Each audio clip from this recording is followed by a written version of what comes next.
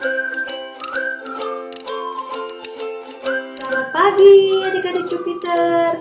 Bertemu kembali ya dengan Kak Feli. Apa kabarnya adik-adik hari ini? Kakak berdoa adik-adik tetap semangat ya. Kakak percaya adik-adik sudah memuji, menyembah Tuhan. Dan kakak juga percaya Tuhan pasti disenangkan dengan pujian penyembahan adik-adik semua.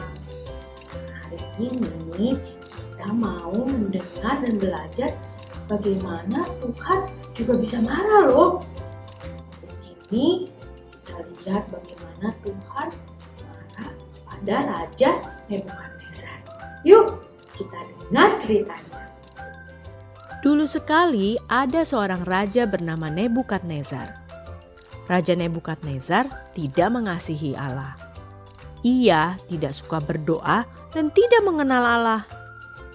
Pada suatu hari, Raja Nebukadnezar bermimpi. Waktu bangun, dia kaget sekali, panik dan bingung. Nah, kira-kira dia bermimpi tentang apa ya? Apakah bermimpi makan permen? Atau bermimpi dibelikan mainan? Tapi bukan. Raja memanggil semua orang pintar di kerajaannya. Ia menceritakan mimpinya kepada mereka. Tetapi tidak ada seorang pun yang tahu arti mimpi dari raja. Lalu datanglah Daniel. Daniel ini orang yang dipakai Tuhan sejak dari muda. Daniel ini jauh lebih kecil dibandingkan dengan orang-orang pintar raja. Tapi justru Tuhan memakai Daniel. Sang raja pun menceritakan mimpinya kepada Daniel. Dia melihat di tengah-tengah bumi ada pohon yang sangat tinggi dan kuat. Daun-daunnya indah, buahnya berlimpah-limpah banyaknya. Di bawah pohon itu ada binatang-binatang yang sedang mencari tempat untuk berteduh. Dahannya dipakai oleh burung-burung untuk dijadikan sarang sebagai rumah mereka. Segala makhluk mendapatkan makanan dari pohon itu. Wah, kira-kira kalau kamu bayangkan ini pohon yang seperti apa ya? Daunnya indah, buahnya banyak melimpah, banyak binatang yang suka dekat-dekatan dengan pohon ini. Burung-burung membuat rumah mereka di dahannya. Berarti dahannya pasti sangat kuat ya. Jadi Raja Nebukadnezar mimpinya bagus atau tidak? Bagus ya. Oh, tetapi ternyata mimpinya tidak berhenti sampai di situ. Setelah itu sang raja melihat ada seseorang yang turun dari langit dan menyuruh untuk menebang pohon itu. Supaya binatang-binatang yang tadinya suka dekat pohon-pohon itu lari semua.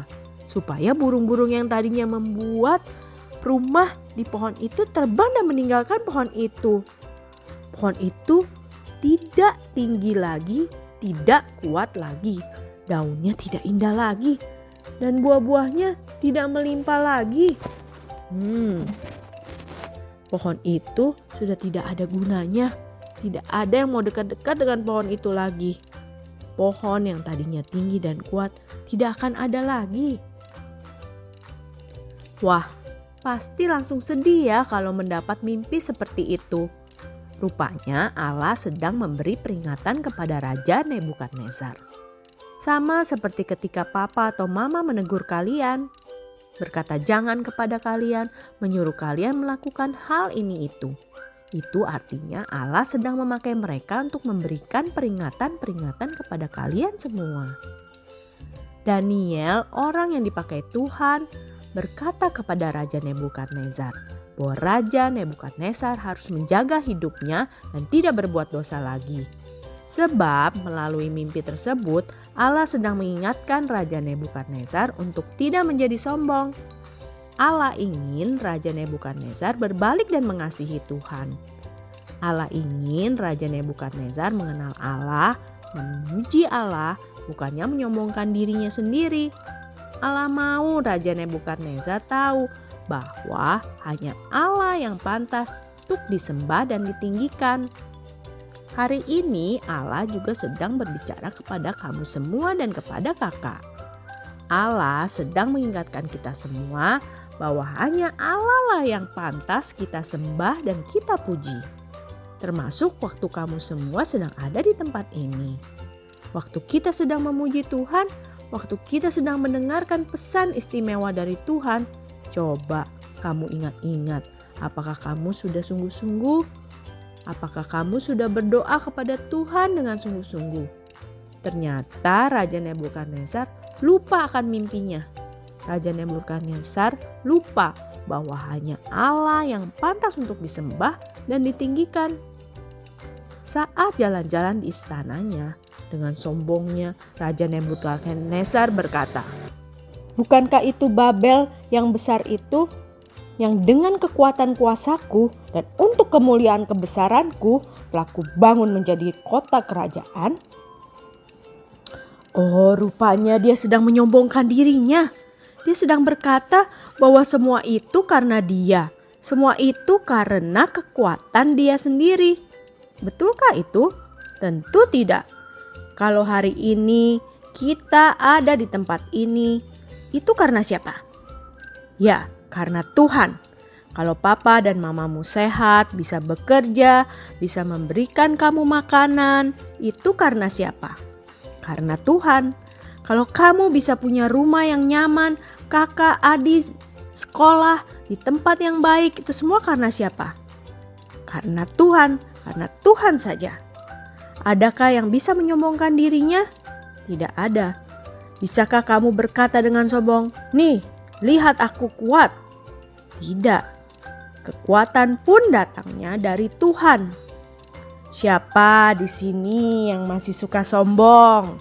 Misalnya kamu bilang kepada temanmu, "Nih, lihat, aku lebih hebat dari kamu." Atau, "Hei, kamu itu gak bisa apa-apa, aku yang lebih kuat." Masih ada gak yang seperti itu? Ingatlah bahwa Tuhan yang hebat, hanya Tuhan yang perkasa, yang paling layak untuk kita sembah. Tuhan marah sekali kepada Nebukadnezar. Tuhan sangat marah. Tuhan tidak suka orang yang sombong. Lalu Tuhan menghukum Raja Nebukadnezar. Tuhan mengutuk Nebukadnezar. Mengutuk itu artinya memberi hukuman yang cukup besar, memberi hukuman yang banyak, karena Tuhan sangat-sangat marah kepada Nebukadnezar. Tuhan berkata bahwa kerajaan Nebukadnezar akan diambil, yang artinya Nebukadnezar tidak akan menjadi raja lagi. Tidak hanya mengambil kerajaan Nebukadnezar, Tuhan juga menghukum Nebukadnezar menjadi seperti binatang. Artinya Nebukadnezar akan berlaku seperti binatang, bukan seperti manusia lagi. Ada yang tahu biasanya sapi makan apa? Betul, rumput.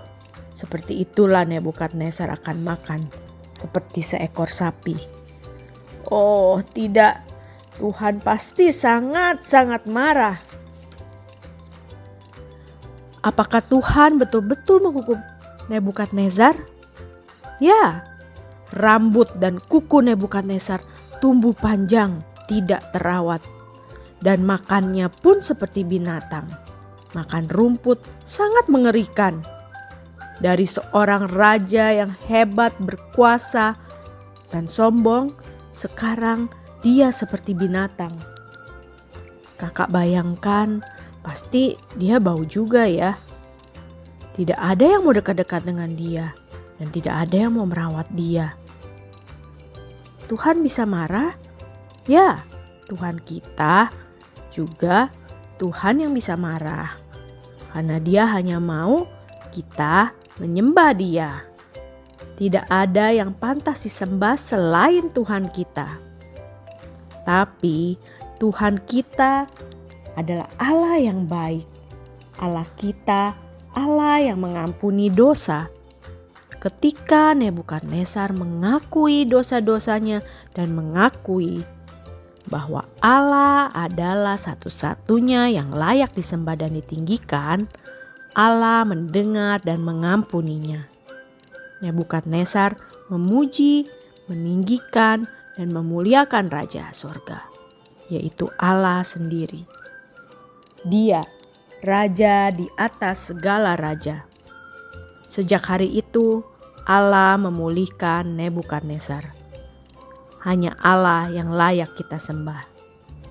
Dia layak menerima pujianmu, penyembahanmu, dan kesungguhan hatimu. Nah, sekarang kita tahu ya, apa yang menyebabkan Tuhan marah. Ternyata Raja Nebukadnezar itu sombong. Tuhan tidak suka dengan anak-anak yang sombong. Tuhan suka kalau kita mau belajar, mendengarkan apa yang Tuhan mau dalam hidup kita. Sebagai penutup, yuk kita berdoa ya, bareng-bareng dengan kakak. Lipat tangan, tutup mata. Tuhan Yesus, kami mau belajar menjadi anak-anak yang mengasihi-Mu, anak-anak yang mendengar tentang firman-Mu, yang melakukan firman-Mu Tuhan. Kami percaya Engkau disenangkan dengan segala yang kami lakukan karena kami taat kepada Engkau. Terima kasih Tuhan, hanya di dalam nama-Mu kami berdoa dan mengucap syukur. Amin. Adik, saatnya kita menghafal ayat hafalan. Diambil dari Mazmur 100 ayat 4. Bersyukurlah kepadanya dan pujilah namanya. Mazmur 100 ayat 4. Bersyukurlah kepadanya dan pujilah namanya. Sekali lagi ya. Mazmur 100 ayat 4. Bersyukurlah kepadanya dan pujilah namanya. Adik-adik, sekarang waktunya kita memberikan persembahan untuk Tuhan.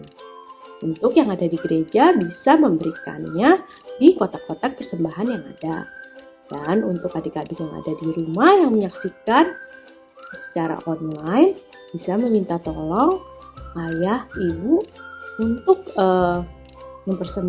memberikan persembahan melalui QR Code yang ada. Yuk kita berdoa. Tuhan Yesus, terima kasih untuk hari ini kami bisa memberikan persembahan untuk Engkau Tuhan. Terima kasih atas pemeliharaan-Mu untuk berkat-berkat secara jasmani, secara rohani yang Kau berikan dalam kehidupan kami.